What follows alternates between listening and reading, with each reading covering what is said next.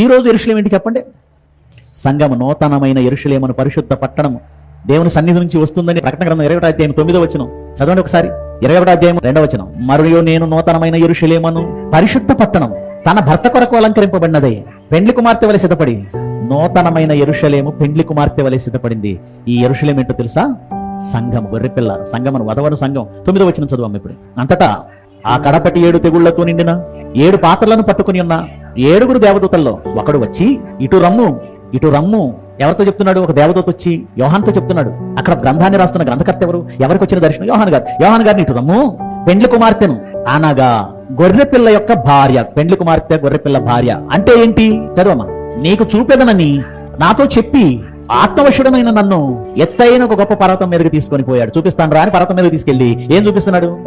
యెరూషలేమును, పరిశుద్ధ పట్టణం, దేవుని మహిమ గలదై, పరలోకమందున దేవుని యొద్ద నుండి దిగివచ్చుట.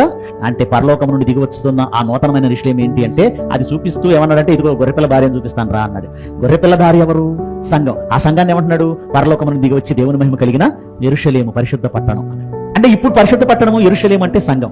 ఇప్పుడు యెరూషలేము అను ఈ సంఘం గురించి మనం ఏం చేయాలి? చదవమ్మ 122వ అధ్యాయం 6వ వచనం. యెరూషలేము యొక్క క్షేమ కొరకు ప్రార్థన చేయుడి.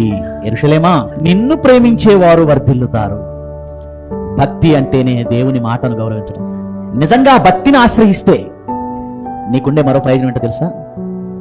మళ్ళా చదవన మాట, 2వ మాట చదవండి. నిన్ను ప్రేమించువారు వర్ధిల్లుతారు. చాలా మంది అండి ఎప్పుడు దేవుని దగ్గరికి రారండి. ఎందుకు రాలేదు అంటే అప్పులు ఉన్నాయంటారు. ఎందుకు రాలేదంటే అప్పులు ఉంటే దేవుడి దగ్గరికి రాకపోవడం అనేది అంత బ్లండర్ మిస్టేక్ ఇంకోట్లేదండి. కష్టాలుంటే, ఇబ్బందులుంటే దేవుడి దగ్గరికి రాకపోవడం అనే బ్లండర్ మిస్టేక్ ఇంకోట్లేదండి. అనారోగ్యంగా ఉంటే దేవుడి దగ్గర రాకుండా ఉండేటువంటి, పూర్తిగా మంచంలో నుండి లేవలేని పరిస్థితి అయితే, ప్రయాణం చేయలేని పరిస్థితి అయితే అది వేరే. మరీ కొంతమంది కారణాలు ఎలా ఉంటాయంటే, కొంచెం కడుపు నొప్పి వచ్చిందండి, జ్వరం వచ్చిందండి, జ్వరంతో ఆఫీస్కి వెళ్ళే వాళ్ళు ఉన్నారు, తలనొప్పితో ఆఫీస్కి వెళ్ళే వాళ్ళు ఉన్నారు, కడుపు నొప్పితో స్కూల్కి వెళ్ళిపోయే వాళ్ళు ఉన్నారు. చిన్న చిన్నగా లెక్క చేయకుండా జీవితం, దైనందిన జీవితంలో చాలా చేస్తాం. ఎందుకంటే దాన్ని మనం ప్రేమిస్తాం. ఒక్కొక్కడు చేసే వృత్తిని ప్రేమిస్తాడండి.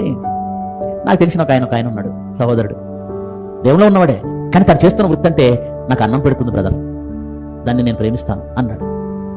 నీకు అన్నం పెడుతుందని వృత్తిని ప్రేమించావు, నీకు అన్నం వృత్తి పెడుతుందా? నువ్వు ఎలక్ట్రీషియన్ అనుకుందావు, అది నీ వృత్తి. నువ్వు పని చేస్తే నీకు అన్నం వస్తుందా? డబ్బులు వస్తాయా? ఆ డబ్బులు తీసుకొచ్చి ఏం చేయాలి? రైసు, బియ్యం, ఉప్పు, పప్పు, కూరగాయలు అన్ని కొనుక్కోవాలి. ఈ డబ్బులు తయారు చేసే దేవుడు తయారు చేశాడా?